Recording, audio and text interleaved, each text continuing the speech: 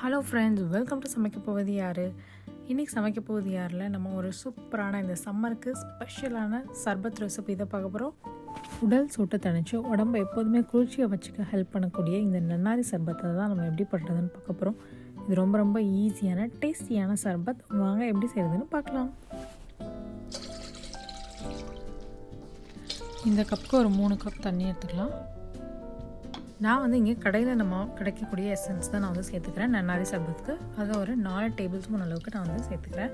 3 cup தண்ணிக்கு 4 table spoon அளவுக்கு இந்த நன்னாரி சர்பத் எசன்ஸ் சேர்த்தாச்சு.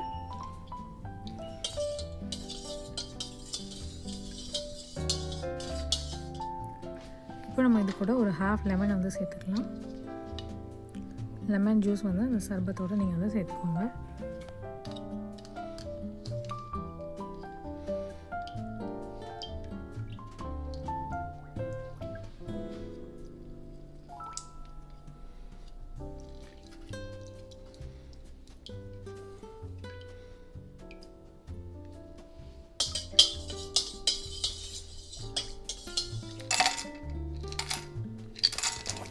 இதுக்கு எந்த ஸ்வீட்டும் தேவையில்லை, அந்த சுகர் எதுவுமே நான் ஆட் பண்ணல. ஏன்னா அந்த சர்பத்தை எசன்ஸில் இருக்க ஸ்வீட்னஸே நம்மளுக்கு போதுமாக இருக்கும். உங்களுக்கு இன்னும் கொஞ்சம் இனிப்பு தேவைப்படுது அப்படின்னா நீங்கள் சுகர் ஆட் பண்ணிக்கலாம். இப்போ நான் சர்வ் பண்ணுறதுக்காக இதில் என்ன பண்ணுறேன்னா 2 கப்பில் ஐஸ் க்யூப்ஸ் ஆட் பண்ணிவிட்டேன். அப்புறம் சியா சீட்ஸ் ஊற வச்சுருந்தேன். ஒரு அரை டேபிள் ஸ்பூன் அளவுக்கு சியா சீட்ஸ் எடுத்து தண்ணியில் ஒரு 20 மினிட்ஸ் முன்னாடி ஊற வச்சுருந்தேன்.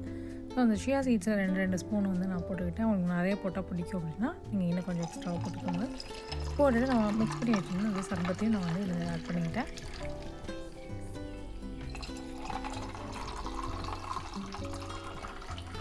ரொம்ப சிம்பிளான நன்னாரி சர்பத் ரெடி ஆகிடுச்சு. இது ரொம்ப ரொம்ப டேஸ்டியாக இருக்கும். என்னோடய ஃபேவரட் ட்ரிங்க். உங்களுக்கும் இது ரொம்ப பிடிக்கும் அப்படின்னா மறக்காமல் கமெண்ட் பண்ணுங்கள். இந்த வீடியோ பிடிச்சிருந்தா லைக் பண்ணுங்கள், ஷேர் பண்ணுங்கள். தேங்க்யூ ஃப்ரெண்ட்ஸ் ஃபார் வாட்சிங் திஸ் வீடியோ. இன்னொரு வீடியோவில் மீண்டும் சந்திப்போம். அது வரைக்கும் நன்றி, வணக்கம்.